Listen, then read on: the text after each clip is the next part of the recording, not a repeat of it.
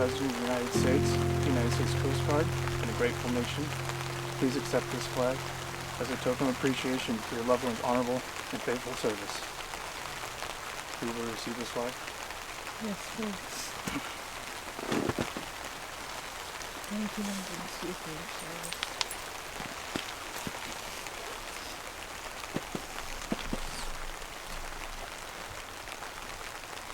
Welcome to all of you, the family.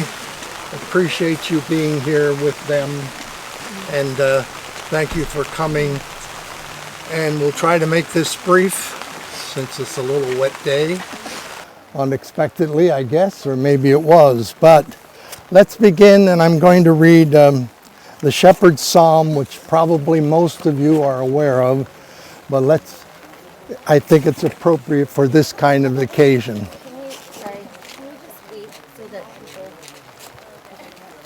I don't think people know this is happening. Yeah. I didn't even know. I know, that's why I'm saying like. I thought we were pausing. Well, we were, but then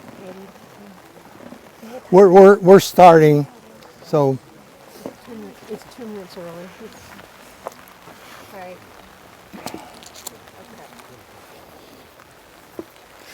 So I'm going to read the Shepherd's Psalm. Probably most of you know what the psalm is. The Lord is my shepherd, I shall not want. He maketh me to lie down in green pastures. He leadeth me beside the still waters. He restoreth my soul. He leadeth me in the paths of righteousness for his name's sake. Yea, though I walk through the valley of the shadow of death, I will fear no evil, for thou art with me. Thy rod and thy staff, they comfort me. Thou preparest the table before me in the presence of mine enemies. Thou anointest my head with oil, and my cup runneth over. Surely goodness and mercy shall follow me all the days of my life, and I will dwell in the house of the Lord forever. It sounds like a helicopter. It does.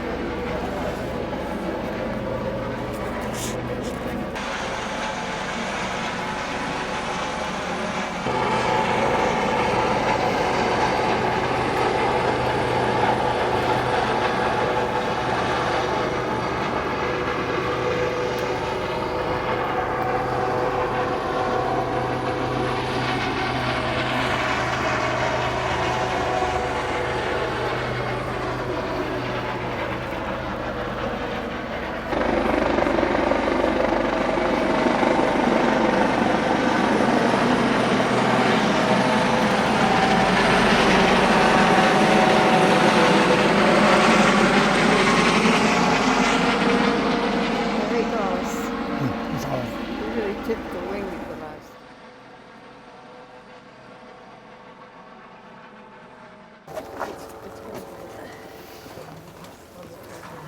Well, that was very nice, and a real honor to Dennis and to you, the family. Nita got this little thing from one of her friends, and she'd like me to read it. It's When Tomorrow Starts Without Me. When tomorrow starts without me, please try to understand that an angel came and called my name and took me by the hand. The angel said my place was ready in heaven far above, and that I'd have to leave behind those I deeply loved. Well, when I walked through heaven's gates, I felt so much at home, for God looked down, smiled at me, and told me, "Welcome home." So when tomorrow starts without me, don't think we're far apart. For every time you think of me, I'm right here in your heart.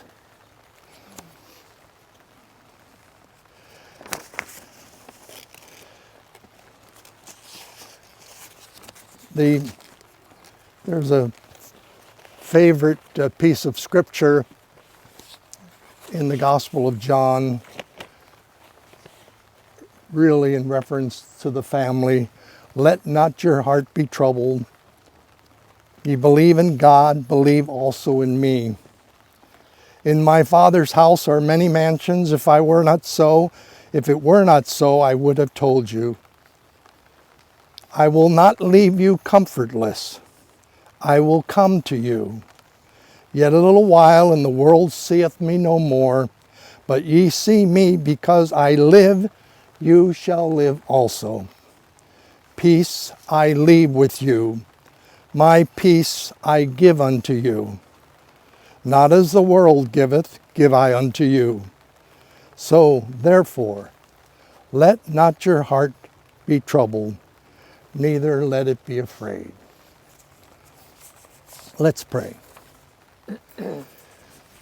O God, the living Spirit that we know, you represent you and you are.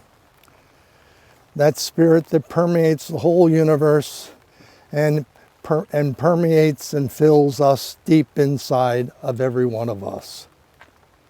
We gather here as friends and loved ones to remember this one who has meant so much to us in varying different ways. Thank you for his life, for his vibrance, for his spirit, for who he was, not only what he did, but what he represented as a good man, a lovely man, a man who was easy to get to know.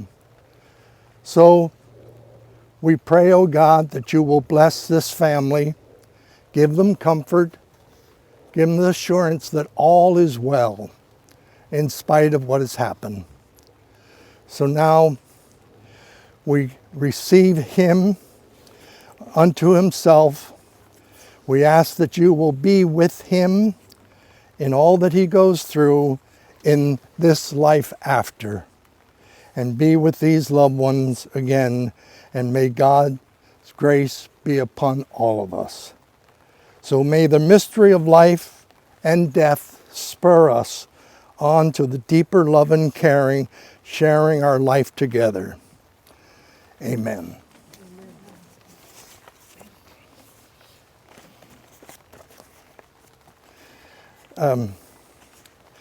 So now we commit Dennis's body in the form of ashes to the ground.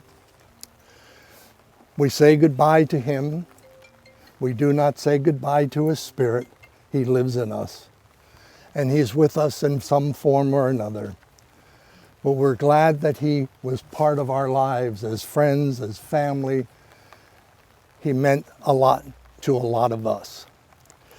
So we commit him to God. We commit him to a greater love, even beyond the love that we have shared with him. I'd like to read another poem, which I think is apropos, and it's called The Pilot. By ways I never charted and hardly wish to go, I have flown an unknown course on a sky too wide to know. I've drifted, lost at times, not sure where the shore might be. I've searched through storm-tossed nights for a light I could not see. But a higher wisdom than my own has had me in his hand, and I shall trust that it will bring me safe at last to land. So let us go in that knowledge and awareness that he is in safe hands, and he's landed his helicopter well. Thank you for coming. It's short, but we will do more, and we'll have more with the celebration at the Alexander Valley Hall. Got it. Okay, thank you for coming. We have a group of red carnations for you to take one and place here on the grave site.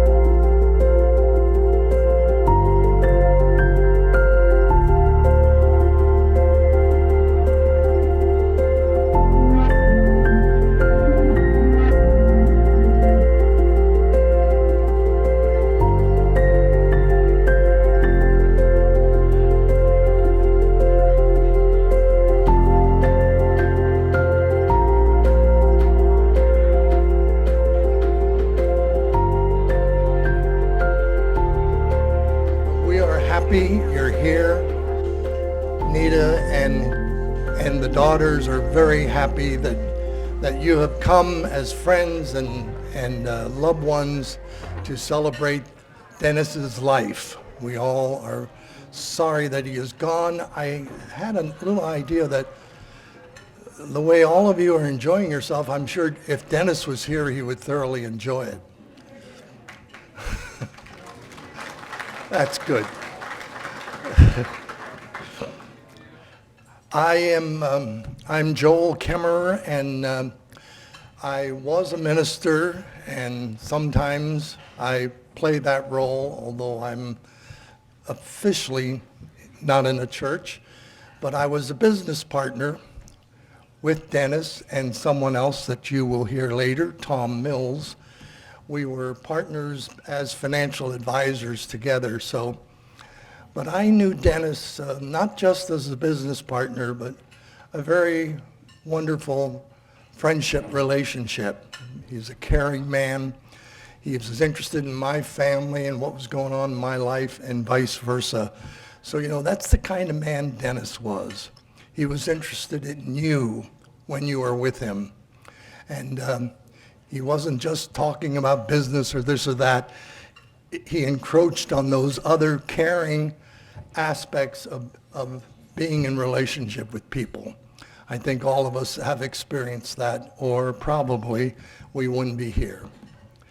So I'm happy to be here. I just want to go through just a few things in case you're not aware that of the details of Dennis's life.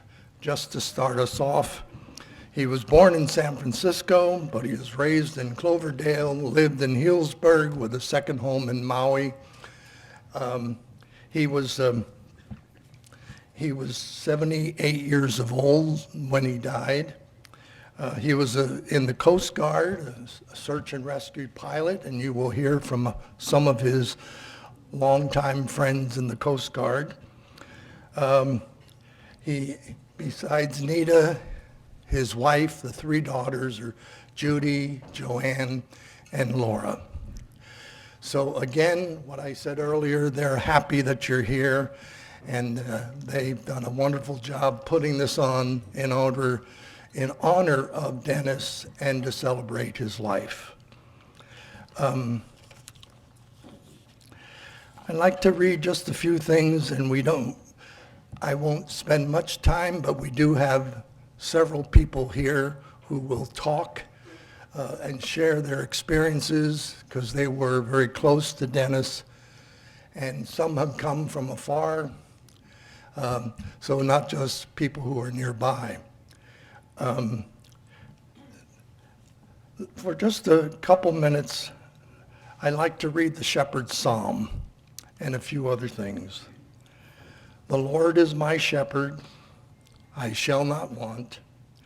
He maketh me to lie down in green pastures. He leadeth me beside the still waters. He restoreth my soul. He leadeth me in the paths of righteousness for his own sake. Yea, though I walk through the valley of the shadow of death, I will fear no evil, for thou art with me. Thy rod and thy staff, they comfort me. Thou preparest the table before me in the presence of mine enemies. Thou anointest my head with oil. My cup runneth over. Surely goodness and mercy shall follow me all the days of my life, and I will dwell in the house of the Lord forever.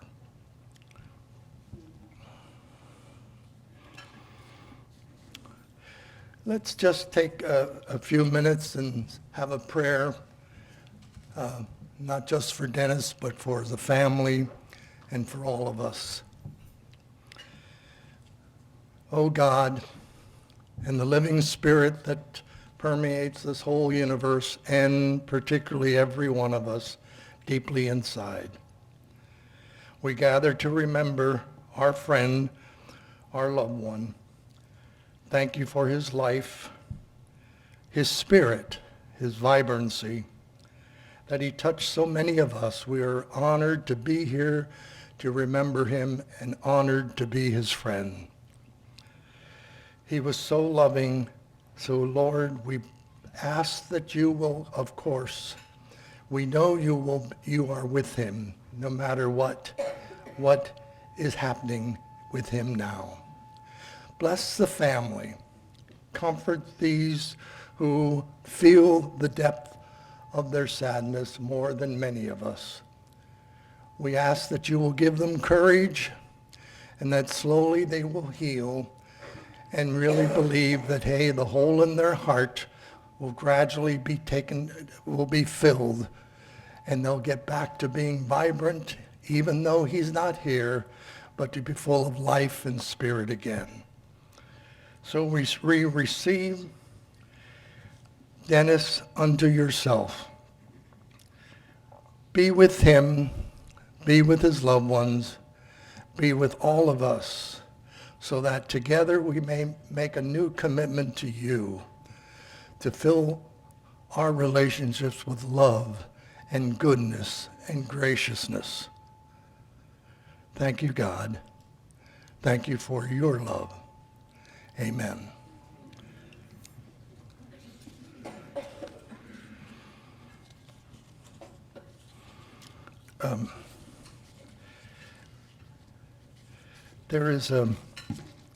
I'd like to read a couple things, and then we'll get on to the people who are here to give their comments about their friendships. There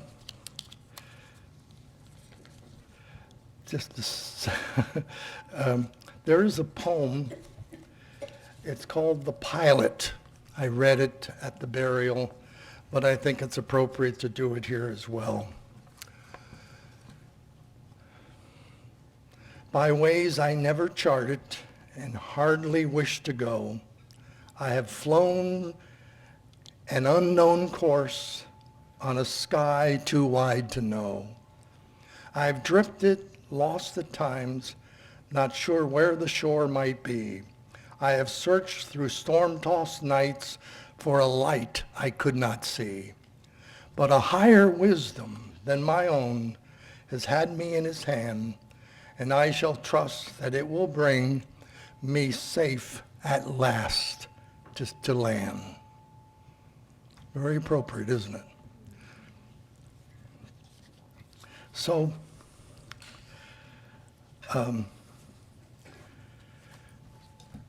we are happy to be here, but we have several people who are going to share with us some of their experiences.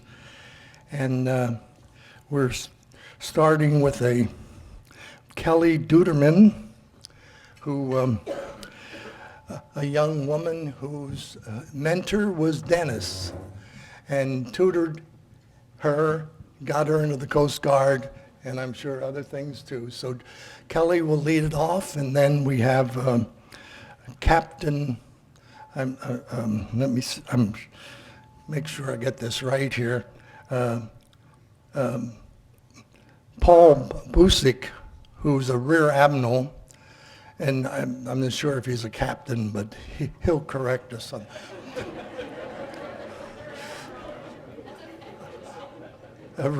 I said it with a rear admiral, right? That's better, that's higher than a captain, right? All right. Okay. I don't know the Coast Guard, so you see this is new terminology to me. But then we have another business partner who I know pretty well because the three of us were partners together, Tom Mills. So he's going to share a lot of the experiences of his buddy too. We were buddies together and enjoyed our relationship. And Dennis was sort of the vibrant bunch of the three of us, and happy-go-lucky, and you guys are working so hard, but it just comes so easy to me, kind of thing. So, but anyway, so Tom Mills will also share his thoughts. Then there's a video by Captain, I got this one right, but they can get the video. You can get the video from Captain Mont Smith, retired. He's made the video, could not come from Hawaii, and but if you make sure your email is on the ledger out here, they'll be sure to send it to you. Okay? So starting with Kelly and on to the others. Okay?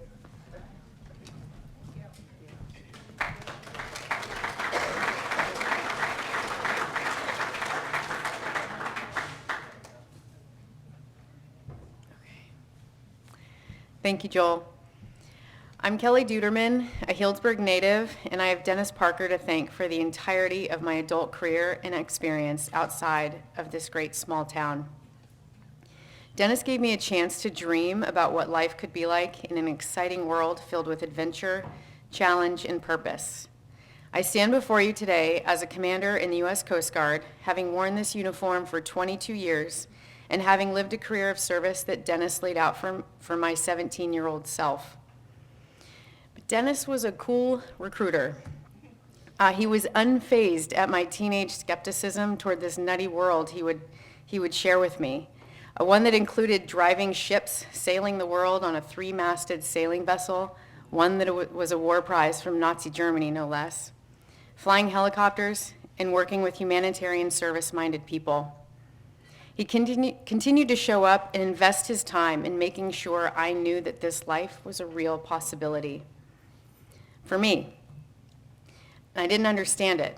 I was a kid who grew up under modest means with a loving and spread out family who had no direct relationship to the military or any meaningful time spent out on the open ocean.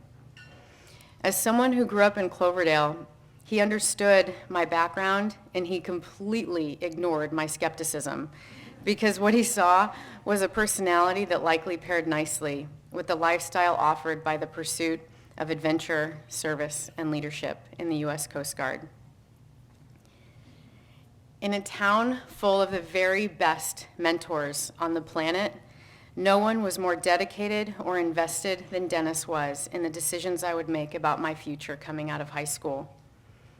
Dennis went above and beyond anything imaginable to show me what life could be like if I joined the Coast Guard. But it was funny. It was a lengthy recruiting campaign that completely took me by surprise. It started when I was 14 years old. He likely guessed that I would have other amazing opportunities, so he decided to elevate the experience. He didn't just tell me about the Coast Guard. He pulled a lot of strings to actually show me the Coast Guard. He organized a helicopter ride out of Air Station San Francisco, where we flew on a clear, beautiful day out to Point Arena for lunch. Got me on a boat ride out of Station Golden Gate, where a short distance out into the Pacific Ocean, a giant humpback whale put on a dazzling show for us just yards from the boat. And he had me visit with the District 11 commander at his house on Yerba Buena Island. But his efforts weren't just limited to the big adventures. I would hop into my truck after soccer practice and find glossy PR pictures of the Bark Eagle or Coast Guard Academy brochures on my seat, ready for me to take home to my also skeptical mother. But he also shared his perspective in many passing conversations about leadership, service, and what it meant to perform in a peacetime service. And Dennis and Nita have been my boosters since I was 14. And after countless games attended while I was here in town, even after I left, he still followed my athletic and academic and programmatic successes at the Coast Guard Academy via the New London Day, which was the Press Democrat-like newspaper all the way in New London, Connecticut. And this was before the internet was what it was today. I would occasionally get in the mail the newspaper clippings with his comments on how things were going, either on the softball field or the soccer field or whatever academic program. And it was nice to know that somebody back home, but beyond just my parents, were checking in on me. And beyond that, they even showed up at a soccer game in Massachusetts, I believe, during their one of their family vacations, just to see how I was doing.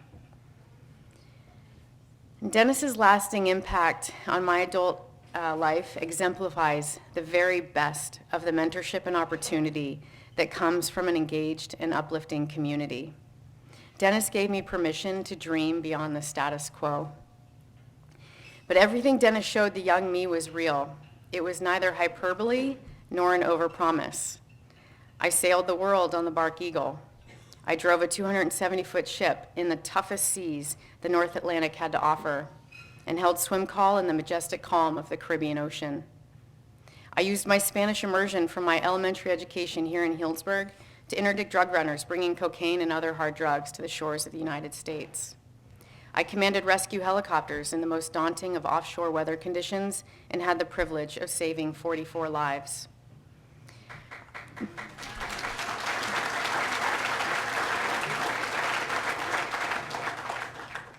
I earned my bachelor's degree at the most selective of service academies, and don't let anybody from West Point or Naval Academy or the Air Force Academy tell you otherwise, because I have the stats. And I've also completed 2 master's degrees at other renowned academic institutions. I've been to 5 continents, and I now work at the White House.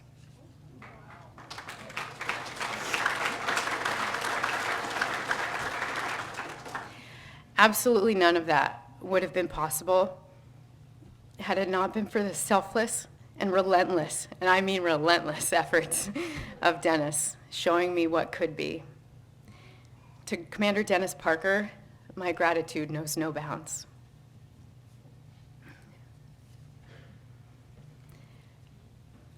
I'm going to now introduce you to the missing man table. Commander Parker retired, a Vietnam veteran who served 22 distinguished years during a time of war and many years of peace. As we celebrate Dennis and his service today, we must also honor those who have not come home. Those who have served and those currently serving in the armed forces of the United States are ever mindful that the sweetness of enduring peace has always been tainted by the bitterness of personal sacrifice. Before we begin the formal program, we will pause to recognize our prisoners of war and those missing in action. We're compelled to never forget that while we enjoy our daily pleasures, there are others who have endured and may still be enduring the agonies of pain, deprivation, and imprisonment. call your attention to the small table near the front of the room, which occupies a place of dignity and honor in military tradition. Unable to be with their loved ones and families, we join together to pay humble tribute to them and to bear witness to their continued absence. The table is set for one, symbolizing that members of our armed forces are missing from our ranks. The table is round, showing our everlasting concern. The cloth is white, symbolizing the purity of their motives when answering the call to serve. The single rose in the vase, reminding us of the lives of these Americans and their loved ones and friends who keep the faith while seeking answers. The red ribbon, symbolizing our continued determination to account for the missing. A slice of lemon, reminding us of their bitter fate, captured and missing in a foreign land. A pinch of salt, symbolizing the tears of our missing and their families. The lighted candle, reflecting our hope for their return. The inverted glass, symbolizing their inability to share a toast. And finally, the empty chair, the seat that remains unclaimed at the table. Let us now raise our glasses in a toast to honor Commander Parker, to remember America's POWs and MIAs, to the success of our efforts to account for them, and to the safety of all now serving our nation. Cheers. Joel?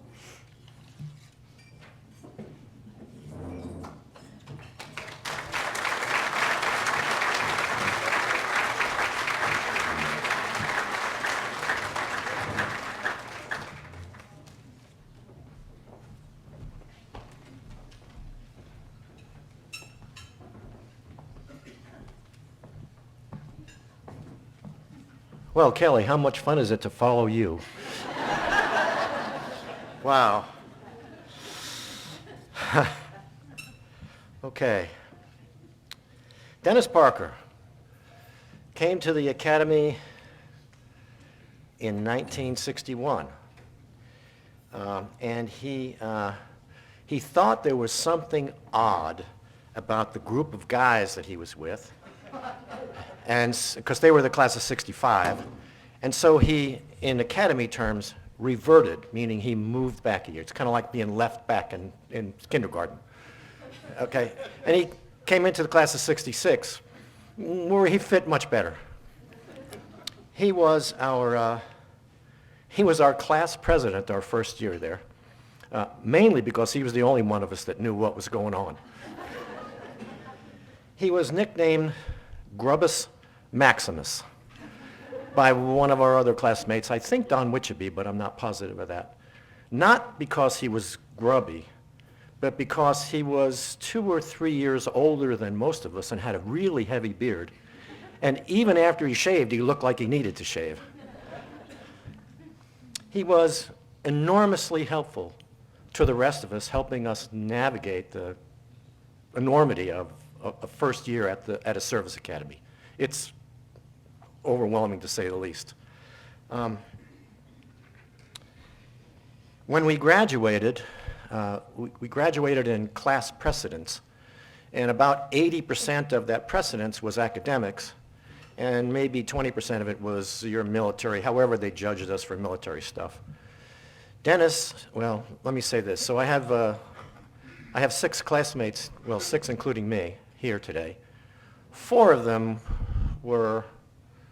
they were so far in front of me I couldn't even see the back of their heads. I was the last guy in the next to last row, and Dennis and Harvey Newth, sitting in the back over there, were in the last row. Okay. Dennis's mom quipped, "Isn't it nice that Dennis got to sit with all his friends?" From the academy, Dennis went on the Coast Guard cutter Gresham. Was a Navy seaplane tender, and he did service in the Pacific and wound up in Vietnam. While he was in Vietnam, there wasn't a lot to do in market time patrols when they weren't active, and so Dennis, being Dennis, he found that gun director deck, which is about as high as you can get in a ship without climbing the mast. Had a really nice metal shield around it and enough room to lay out. Decided that was a wonderful place to sunbathe. So Dennis is up there sunbathing, and I'm not quite sure the level of non-attire, but it was a lot. And all of a sudden, this head comes up with an Australian bush hat and a face that Dennis immediately recognizes, cross bandoleros and pistols, like he was George Patton. It was Norm Vensky, who was our gunnery instructor at the academy. Dennis jumps up, salutes him. You can picture that. And Vensky looks at him and blinks a few times and says, "Mr. Parker, I remember you." And that was it. That was it. It was over. But wow, yeah. From there, Dennis applied for and came to Pensacola. He got there about 8 or 9 months after I got there, so I didn't really see him much in Pensacola because we were so far apart in the program when we were there.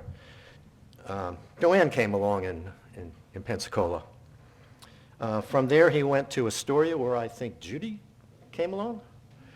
Yep. And then to Borinquen in Puerto Rico, and then a really kind of out-of-character tour for a Coast Guard guy. He was assigned to Hill Air Force Base to fly the H-3 helicopter and was actually an instructor pilot to Air Force pilots at Hill. Then to Kodiak, and then completed his aviation career in San Diego. While in Kodiak, Jim Ellis, another classmate here, was in the district office up in Juneau, and used to read about these enormously incredible rescues that were being made at the air station in Kodiak, where Dennis was frequently mentioned as the pilot in command. For one, he received an Air Medal, which is a pretty prestigious aviation award. From Kodiak, from San Diego, came to headquarters, where we reconnected. We were both between marriages. We soon became fast friends.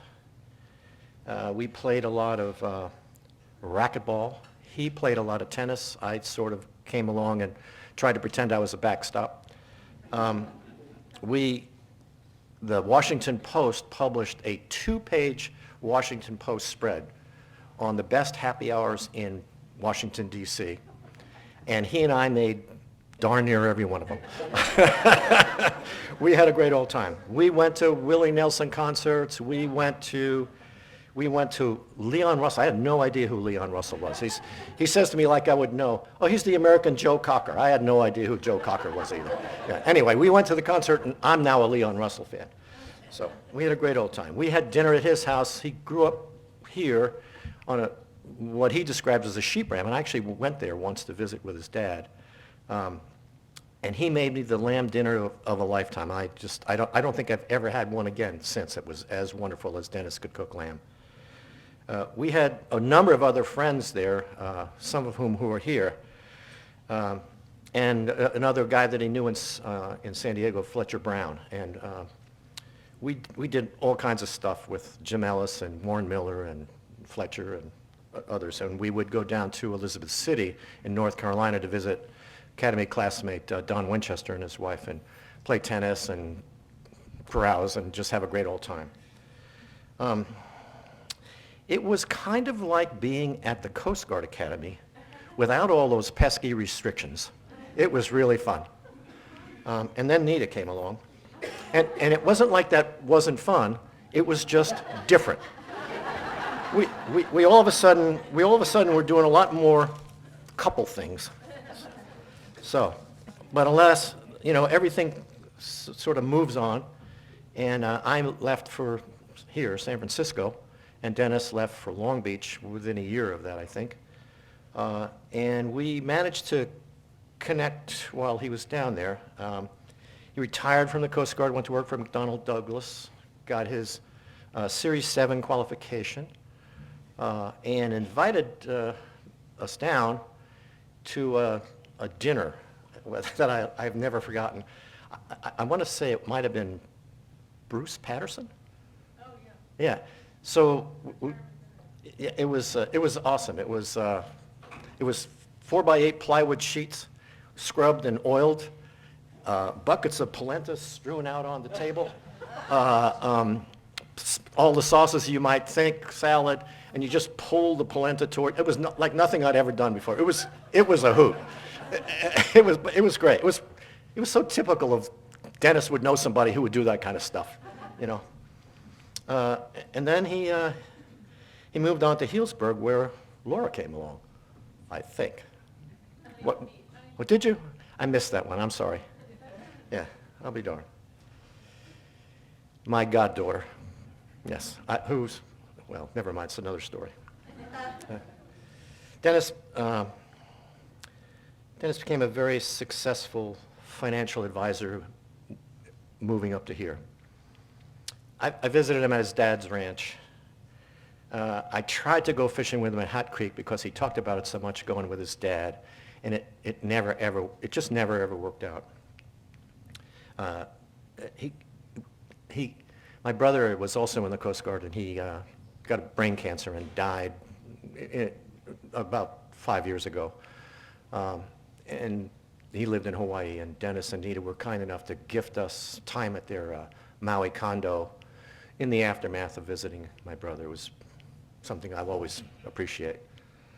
I called Dennis, or actually I called Nita, because I was going to go to the tweener up in Washington State, and I realized that it was going to be in the fall, and that was when trout fishing season was open in California.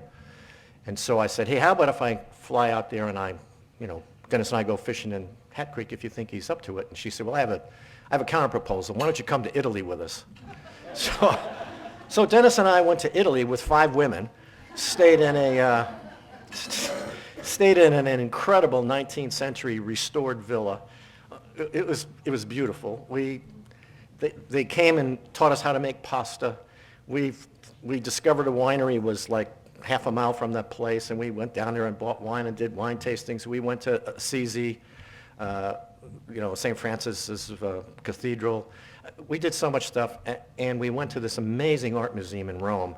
It was like art overload to go there. It was unbelievably wonderful.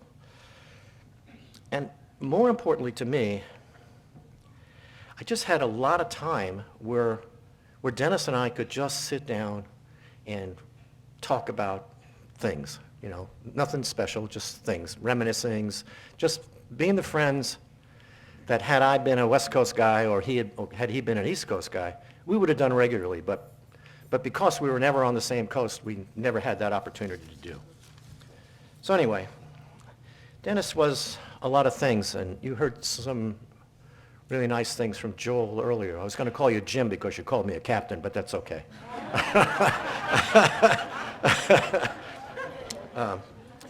Dennis was a Coast Guard officer. He was an aviator. He was an athlete. He was an outdoorsman. He was a financial advisor. He did all those things, but he was much more than that. He was our classmate. He was our brother. He was a friend that you could count on, as a lot of you here have commented on. He was a husband who cared deeply. He was a dad you could actually talk to. He was a son to be proud of, and I know his dad was. Conversations with Dennis frequently started with, "It's interesting." And you know what? It usually was. It was great. I think Dennis lived a life well lived, and I don't know that one could ask for more than that. So in Coast Guard parlance, we have these words we use called Bravo Zulu, which means well done. And I say to you, Dennis, Bravo Zulu. Dennis, and rest in peace. And you know what Dennis would say? Okay, fine. Thank you.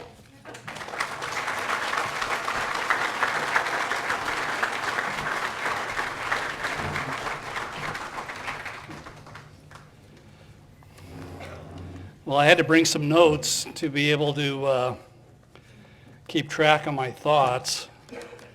But I picked Dennis up at the tail end of his career, the last 30 years or so.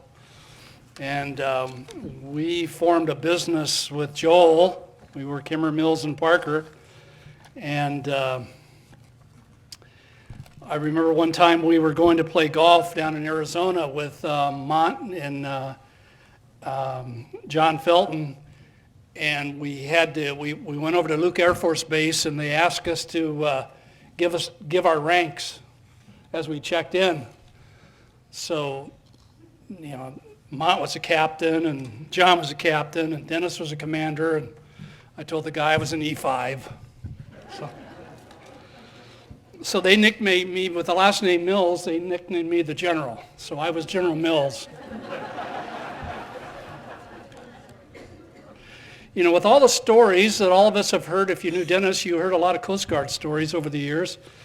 And I felt like I went to the Coast Guard Academy, but only, and indirectly, how many Coast Guard people are here? Stand up. All the Coast Guard and spouses, stand up. There's a bunch of them. Thank you.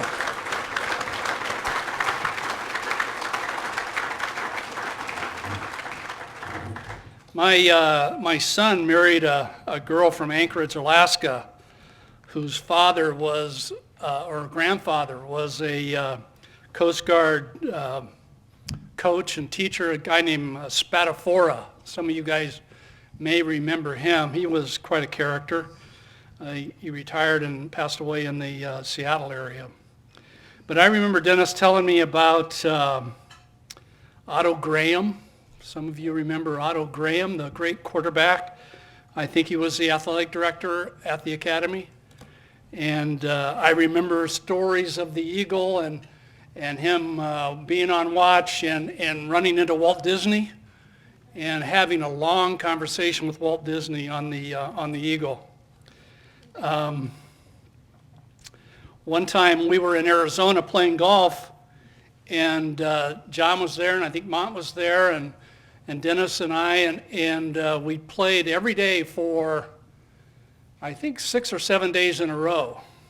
So we were in our 60s probably by then, and by the last day, we decided that we were so tired that we'd play from the ladies' tees. And a marshal came along, and he said to us,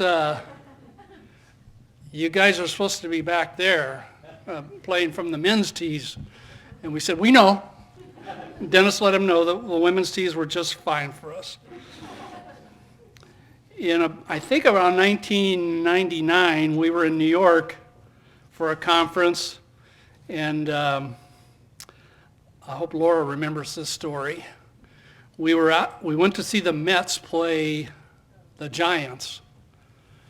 And I was friends with Dusty Baker, and we stayed around to talk to Dusty a little bit. And we hurried onto the tram going back into the city, and on the tram that we got on happened to be 3 of the Giants. Rob Nin, Scott Survey, and J.T. Snow. You remember that story, Laura? Do you remember that? Do you remember the story you told him? She does. So Laura thought JT was pretty cute, which he was, quite handsome. And Laura, what were you, 8, 9, 10, something like that? 99? Somewhere in there. Well, she had a joke for JT Snow. You remember the joke? Yes. Okay. I would have you stand up and tell it, but she asked JT, is it further from first base to second base or from second base to third base? And JT, who was a Major League Baseball player, said, I don't know. Why is it further from second to third? And she said, well, there's a shortstop in between. Right? Dennis loved that story, by the way, because he was sitting there saying, she's going to talk to him. And she did. Dennis was always proud of his daughters. Another little vignette that I remember about Dennis is When he started in the financial services industry, we had to memorize this 12 or 13 page script of what our services were all about. Well, Dennis was almost 50, and he wasn't about to memorize 12 or 13 page script. But we had to go to this training conference in Chaska, Minnesota. And while he was there, the instructor was grilling him on this sales approach that we were supposed to learn. And one of the measures of how well we were doing in the business was, it was after a couple months of getting started, that you were, before you would go to this conference, you had to have 6 financial plans done. And that was a measure that you were getting started to a good start. Well, I remember this guy, or Dennis telling the story, I wasn't there, but he told the story of this guy saying, Parker, you haven't memorized anything about this 12-page money management talk. And he says, by the way, he says, have you gotten any clients yet? He says, have you done any financial plans for anybody? And a good job was 6. And Dennis said, well, I've done 18 financial plans. And the guy says, get out of here. You're worthless. And that was quite an accomplishment for young Dennis Parker. Dennis and I and Nita and Mardell and sometimes our kids, we travel quite a bit together. We've gone from Hawaii, which everybody that knew Dennis knew about Hawaii. We've gone to New York City. We did conferences there. We've been to Chicago. We've been to New Orleans. We've been to a lot of places. And traveling with Dennis was always a pleasure because he was such a joy to be around. I can't tell you the 30 years that I knew Dennis. I was glad he was my business partner. He was kind and warm. And especially glad he was my friend. Thank you.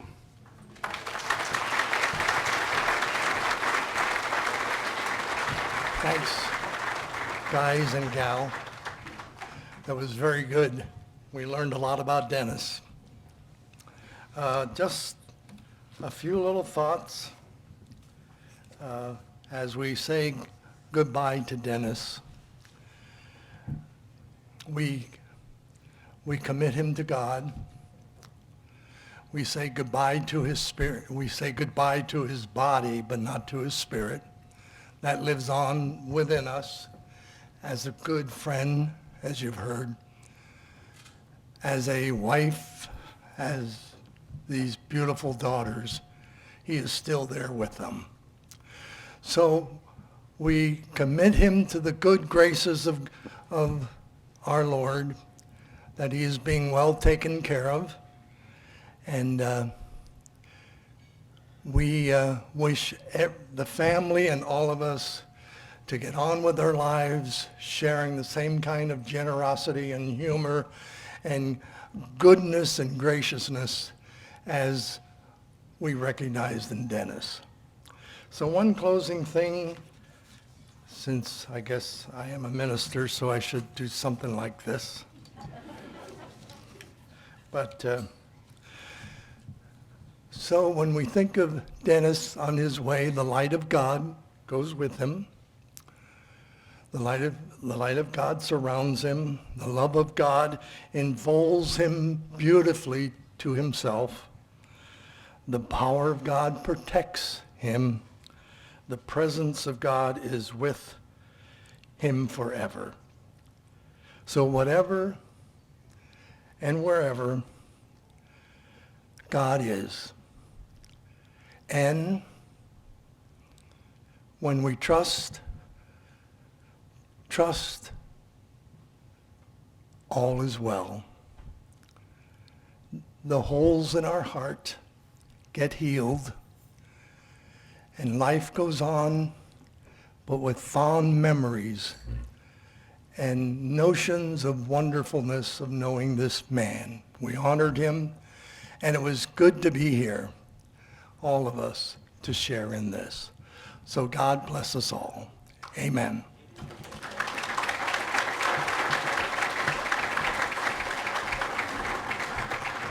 Oh, yeah, sorry.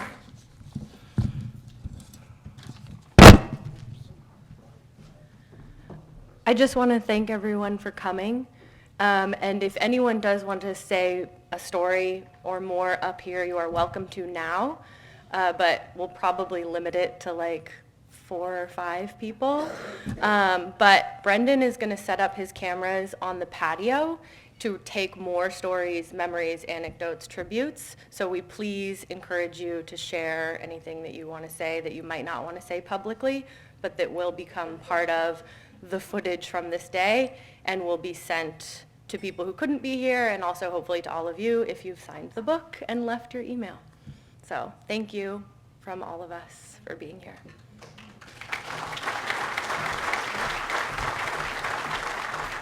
Good afternoon. My name is Mont Smith. I met Dennis in 1964, my first year at the Coast Guard Academy. I was 17 years old, a brand new freshman or fourth classman. He was a junior, a second classman. I roomed with a guy from Cloverdale, California named Ron Sharp. Dennis stopped by our room one day to chat with Ron. When this tall, very mature guy appeared in our doorway, I shouted, "Attend, hut," and braced up. Dennis, somewhat surprised by this, calmly said, "Carry on," meaning be at ease. Fully indoctrinated in the ways of a lowly swab, there was no way I could be at ease in the presence of a member of the class of '66. Dennis proceeded to ask Ron if he had dated so-and-so, getting an update on the social events at Cloverdale High School. He left as quietly as he had appeared, and I did not see him again until 1976. By then, Dennis had graduated, served on a ship in Vietnam, and attended flight school at Naval Air Station Pensacola. After search and rescue duty, what we call SAR duty, at Coast Guard Air Stations Astoria, Oregon, and Borinquen, Puerto Rico, and an exchange tour with the Air Force, he arrived at Coast Guard Air Station Kodiak as a Sikorsky HH-3F helicopter aircraft commander. I came to Kodiak by way of a ship tour, Navy flight school, a 2-year assignment as an icebreaker reconnaissance pilot, and 3.5 years of search and rescue duty at Coast Guard Air Station, Cape Cod, Massachusetts. Let me digress a bit to describe for you what life was like at Kodiak in 1976. The base was a collection of World War II vintage structures. It was once headquarters for the Navy's Alaska Sea Frontier, but the Navy had pulled out in the late 60s, leaving the upkeep to the Coast Guard. It was a pretty old and dilapidated base. It was a 2-year tour of duty if you were accompanied by your wife and children. The weather for most of the year was predictably nasty. It was windy and cold in the winter with gale upon gale, bringing sleet, snow, and freezing rain. Summer temperatures rarely exceeded 70 degrees, and impenetrable fog often shrouded the island. We flew at 200 feet or below to avoid the freezing level because our helicopters were not designed to shed airframe ice. Kodiak Air Stories typically began with the expression, "It was a dark and stormy night." Our customers were the commercial fishermen, crabbers, purse seiners, set netters, longliners, and a small fleet of factory trawlers. When Dennis and I arrived and became Kodiak qualified, we convinced the commands to increase the standard fuel load on our helicopters so we would be able to circumnavigate the island, which was as big as the state of Connecticut, and recover in Anchorage if weather dictated. On one occasion, he and I, along with our 2 crew members, ferried a helicopter from Kodiak to an overhaul base in Elizabeth City, North Carolina. Dennis planned the flight with a stopover in Cloverdale. Our commanding officer knew Dennis's father, Walt, owned a sheep ranch outside of town. Captain Bickford, a man known for his humor, said, "Dennis, I do not want to hear that you landed the helicopter on Walt's ranch." We landed at the airport. On departure, as we were running the engine start checklist, Dennis's stepmother, Jackie, motioned for our flight mechanic. "Tell Dennis not to forget his thingies," she said, pointing to the wheel chocks. "Tell her they're on the checklist," he calmly replied on the intercom system. I flew many missions with Denny Parker, and I admired his professionalism and grit. He was an expert aviator who inspired confidence during life-threatening missions. He persevered, but he did not take unnecessary risks, earning an Air Medal for one of his many harrowing SAR cases to which he responded. Our families adopted to life on the rock. I learned that kids don't need much more than their imaginations to create a happy life. The summers unfolded with nearly perpetual daylight. So after long winter days, they played outside until 1 a.m. in the morning. Who could blame them? We tossed king crab traps off the dock and fished for dolly varden trout and pink and silver salmon in the rivers. We camped out on Cliff Point and toasted Kodiak with ice-cold Olympia beer. When our tours of duty at Kodiak came to an end, we went our separate ways, Dennis to San Diego and I to Clearwater, Florida. We agreed to arrange our annual helicopter simulator training together at the Coast Guard Aviation Training Center in Mobile, Alabama. It may be pretentious to say, but I began to feel as though I had become the brother Dennis never had. He shared with me a lot of his growing frustrations at San Diego. His marriage was coming to an end, and I realized how deeply sensitive he was. He soon received orders to Coast Guard headquarters. At the time, I was assigned to Coast Guard Air Station, Elizabeth City, North Carolina. One day, Dennis called me and invited my 13-year-old daughter, Becky, and I to join him and his daughters, Joanne and Judy, for a whitewater rafting adventure on the New River in West Virginia. We had a great day, and I remember it as the first quality time I had spent with my daughter. Soon after, Dennis and Nita came to visit us and invited us to their forthcoming wedding. I had not seen Dennis this happy for several years. Several years later, I met Dennis and Nita in, of all places, Yuma, Arizona, where we visited good friends and I babysat Laura while Dennis and Nita played tennis. This began a long and close association between our families.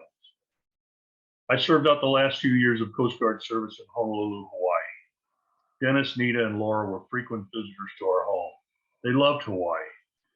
After I left the Coast Guard, I took a job flying an emergency medical service helicopter on Maui, and we bought a home there. The Parkers loved the island so much, they bought a vacation apartment right down the street. When Laura was in elementary school, her teacher assigned her a project called Flat Stacy.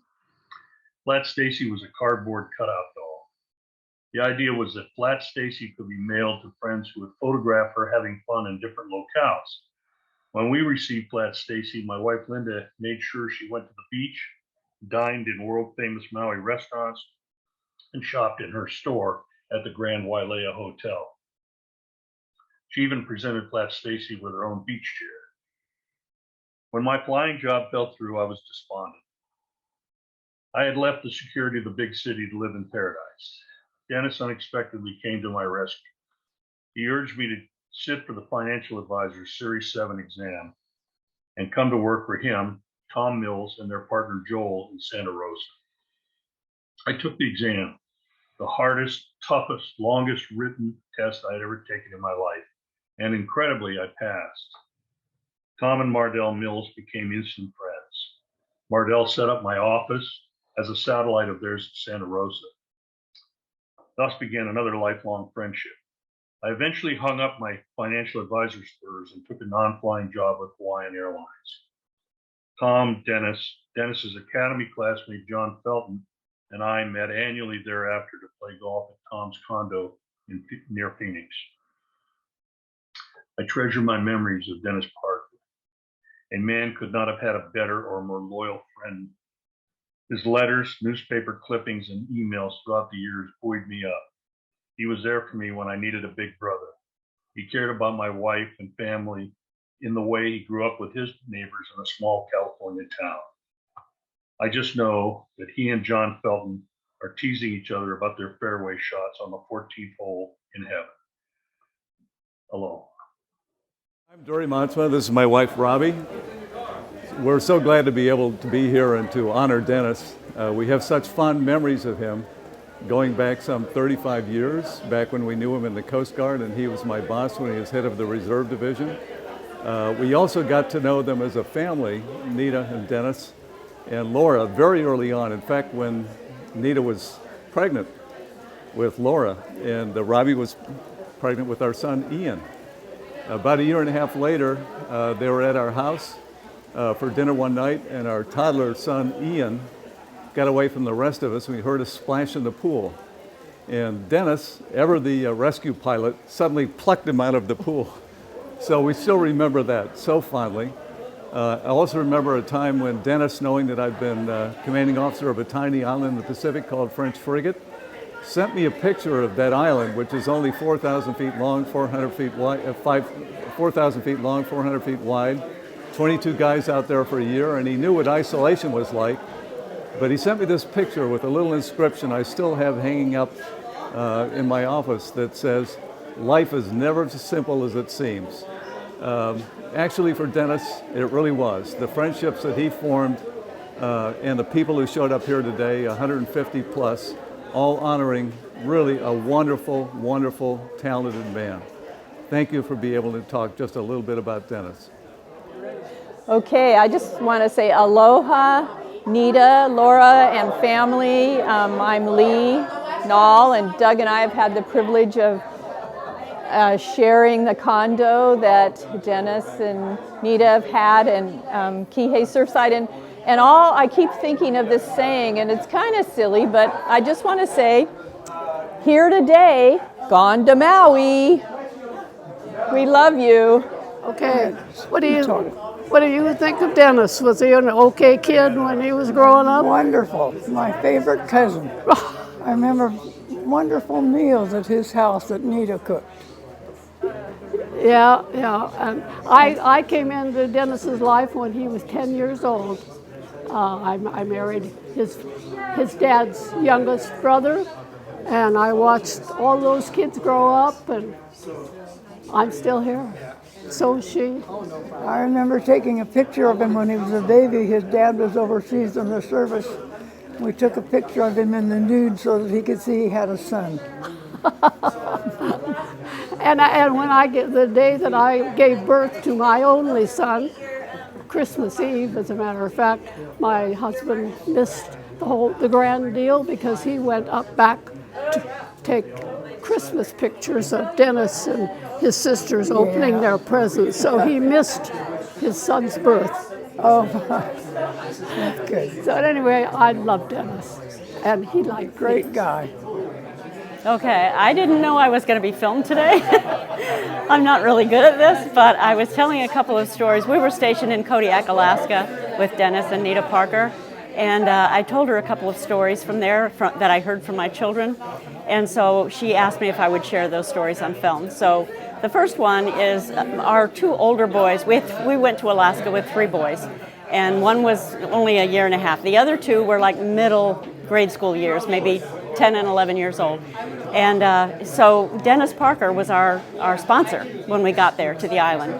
None of us were all that crazy about going to Kodiak, and so he said, "Let me take you around the island, you're gonna like it here."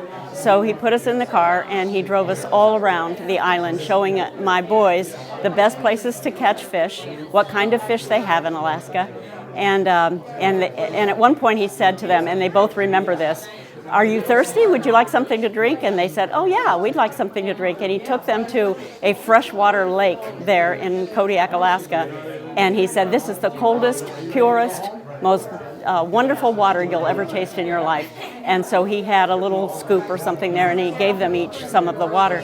And they said it was absolutely indescribable. It was so wonderful.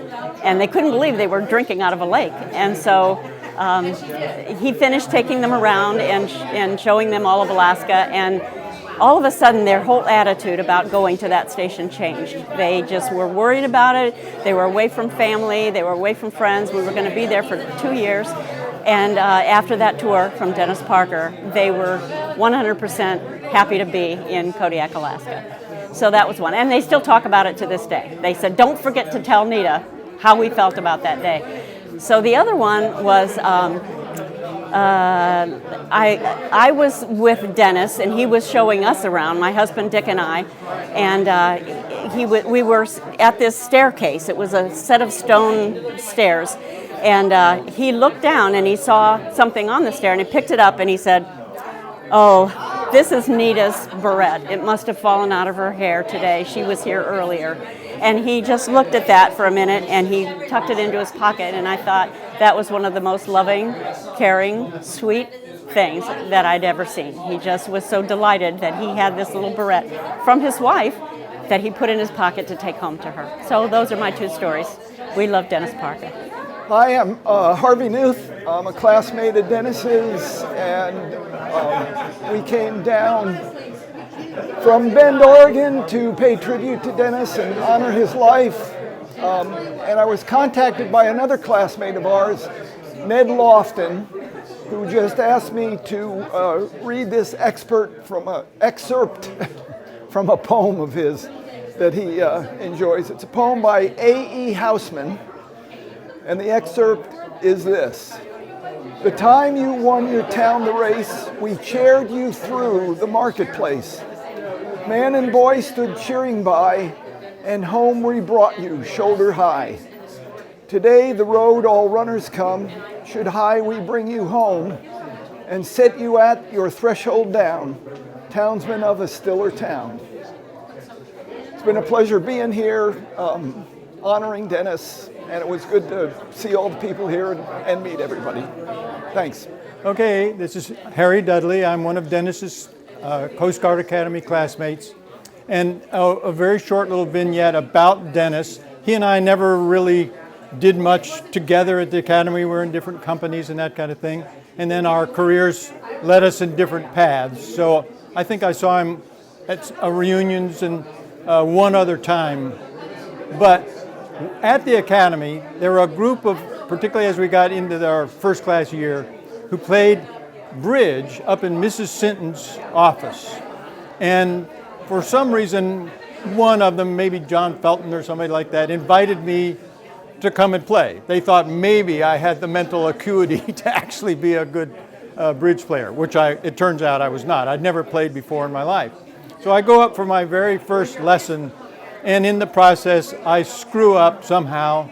And the rest of them, I won't name names, but I was basically told that this was my first and last bridge lesson. I was pretty much done in the bridge world as far as they were concerned. Dennis was part of that group. And at the time, he just sat there, he didn't say a word, but later on, he was the only one who came to me later and said, Harry, I really apologize for how the other guys treated you. I recognize it's not your game. I happen to love it, but you were not exactly handled the way you should have been. To me, it gave a view of Dennis as a human being, that he would take the time later to make sure that I had not, of course, unfortunately, I'm a numb enough guy that it really didn't bother me that much, but he was concerned that it might have. And so, Dennis, I really appreciate that little gesture of kindness that you showed to me way, way, way back then. And while I've got the stage, you've heard the poem about the pilot. And Dennis actually started at the maritime end of our sea service and then ended up at the aviation end. So that term can go either way. I think the poem gives you the opportunity to think either of an aircraft pilot or a shipboard pilot. And there's a poem written by Alfred Lord Tennyson called Crossing the Bar. Crossing the bar has come to be a term used in the sea services for when someone dies, because they see it as a metaphor for crossing from the calm of a river or bay across the bar into the unknown ocean. So he wrote this. He thought he was dying and wrote this poem. It turned out he did ultimately die, but long after he wrote this. The poem goes something like this, if I can remember it. Sunset and evening star, and one clear call for me. But may there be no moaning of the bar when I put out to sea, but such a tide as moving seems asleep, too still for sound and foam, when that which drew from out the boundless deep turns again home. Twilight and evening bell, and after that the dark, but may there be no sadness of farewell when I embark. For though from out our bourne of time and space the tide may bear me far, I hope to see my pilot face to face when I have crossed the bar. Best wishes, Dennis. Your watch on Earth is over, and we look forward to joining you someday in that big watch in the sky. And then, meanwhile, we're thinking about you. Cheers. Yes, I'm Ray Giannoli, and Dennis and I were first cousins.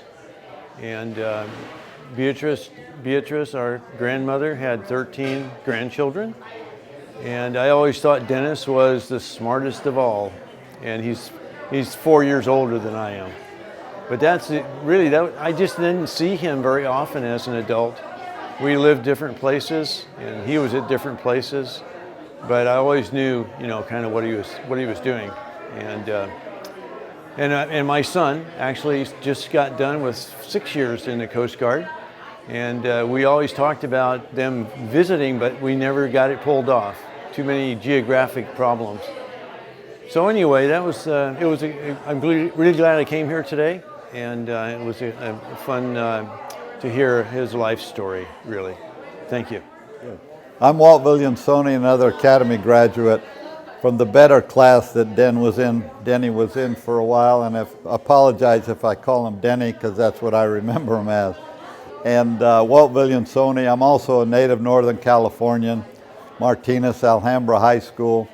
So Denny and I had Northern California together, and we would go through Cloverdale on the way to the coast for abalone and other coastal activities. And the most memorable thing to me before I met Denny was that Cloverdale, if my memory serves me correct, was the scene of the Citrus Fair.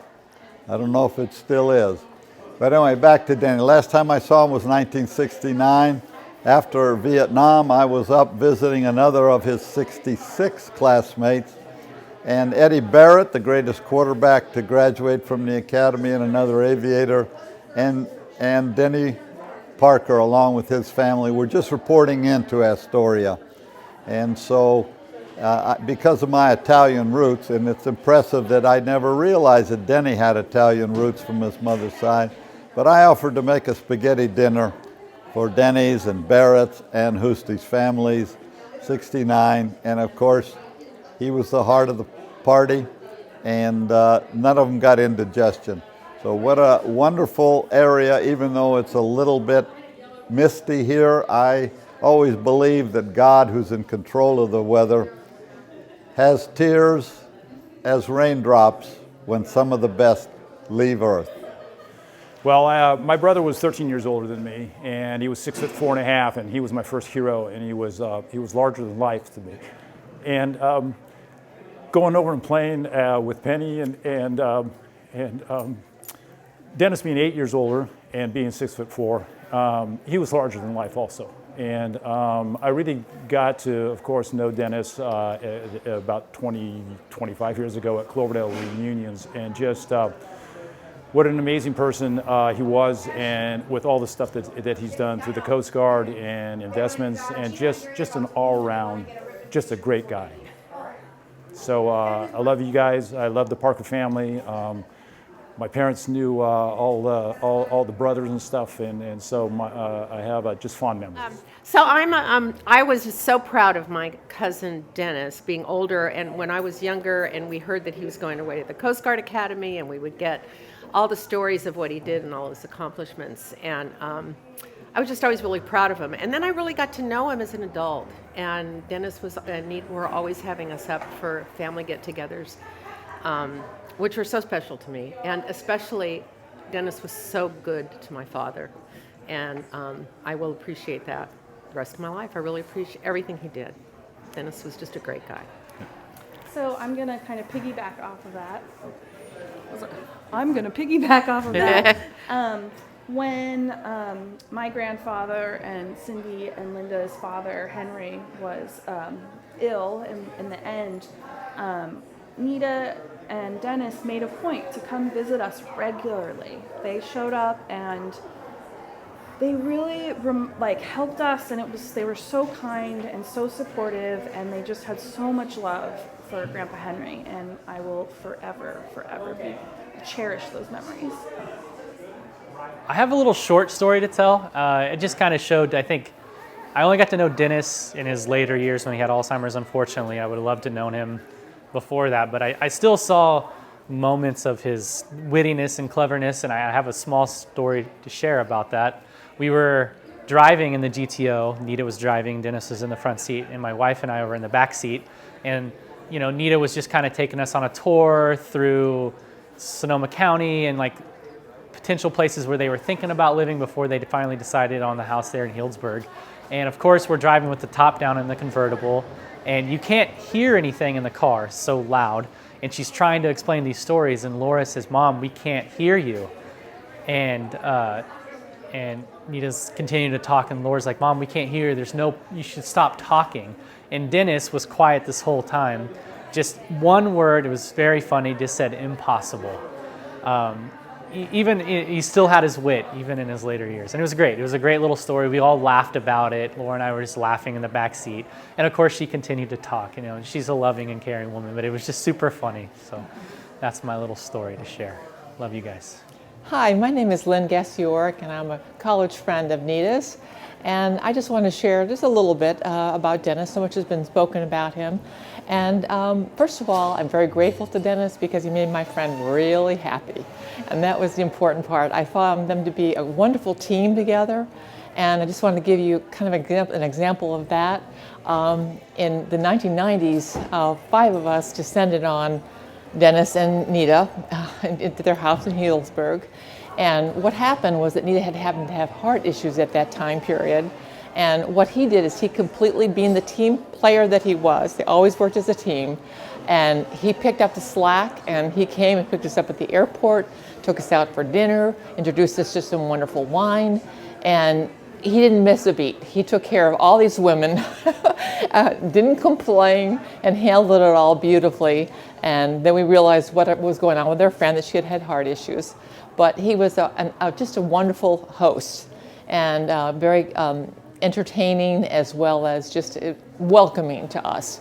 And then I also want to say, besides being a wonderful host, a gracious host, he was also a wonderful guest. They came to our house, Nita and Dennis came to our house in Atlanta in 1996. He adapted to everything. We had a crowd of people at the house, and there was a crowd of people in Atlanta for the Olympics. But he was an easy guest, easygoing, adaptable, and he was just a joy to have around. And we love you, Dennis, and we're going to miss you. And I'm really glad I came. Thanks. When I think of Dennis, I think of the times we've been with Dennis and Nita, because I'm Karen Dorn, and of course, 50 years plus of friendship with Nita. And every single time we have been with Nita and Dennis, what's always taken me about Dennis is 2 things. First of all, how much he absolutely loved and adored Nita. He looked at her with such love always. But the other thing is how Dennis had an innate ability to just sit back and enjoy the people he was with. I remember when we came in '94 to Healdsburg, the whole Ripon group, and especially the day we went to Raffinelli Brewery, and how Dennis at dinner that night opened 2 bottles of exquisite Raffinelli wine and just sat back with a grin on his face, enjoying what was going on between the 5 of us. And the other thing about Dennis that stays with me is one of his phrases. When we were in Hawaii, he and Nita arranged for us a trip biking down Mount Haleakala with an independent contractor. It wasn't through the national park. So we met this man in a park. He and his wife gave us breakfast, fit us with our bikes, and took us to the edge of the national park. So we biked down the mountain, up a huge hill, and around the side of the island to a winery where we then had lunch. It was a magnificent way to spend a day. And at lunch, talking to Dennis, he was sitting there with a glass of wine, as we all were, and I said, "Dennis, how did you ever find him? This has been just a wonderful way to spend the day." And Dennis looked at me really intently and just said, "This is the kind of guy I absolutely like to give my money to." And I always think of that. I'd rather go to local local shops in the village. I'd rather support the local wine shop on a monthly basis. And I think of Dennis's phrase every time, that this is the kind of guy I like to give my money to. I think of it too with waiters and waitresses. Dennis comes into my mind because what's the difference between a 20% tip and a 25% tip? Because this is the kind of person I like to give my money to. So thank you, Dennis. My name is Nita Parker. I met Dennis in September of 1982.